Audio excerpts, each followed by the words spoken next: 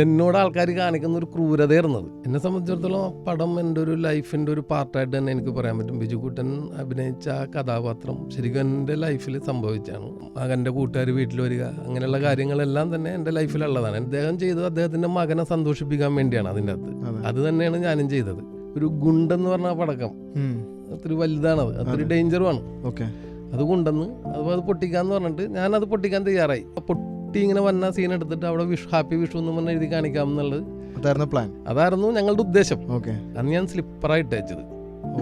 ആ സ്ലിപ്പറിന്റെ അറ്റം മടങ്ങി ഞാൻ റോട്ടിൽ, അതായത് സ്ലാബും റോഡും കൂടി ചേരുന്ന ഭാഗത്ത് വീഴുകയാണ് ചെയ്തത്.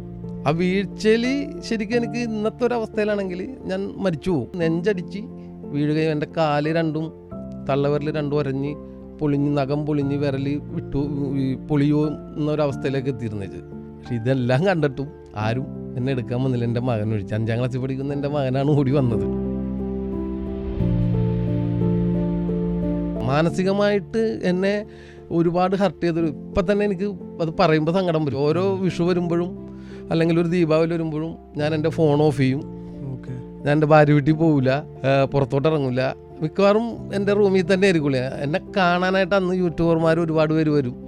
അവരെന്നെ കാണാണ്ടാകുമ്പോൾ ആ റോഡും ആ ഇതും മതിലും എല്ലാം എടുത്തുകൊണ്ട് പോകും. പക്ഷേ ഞാൻ അനുഭവിച്ച വിഷമം അതാരും എന്നോട് ചോദിച്ചിട്ടില്ല, ആരും പറഞ്ഞിട്ടില്ല. അതിലെല്ലാം ഇവർ എന്നെ വിഷമിപ്പിച്ചത് എൻ്റെ മകനുണ്ടായ ബുദ്ധിമുട്ടാണ്. അവനെ കൂട്ടുകാർ കളിയാക്കുമായിരുന്നു ഇത് പറഞ്ഞ്.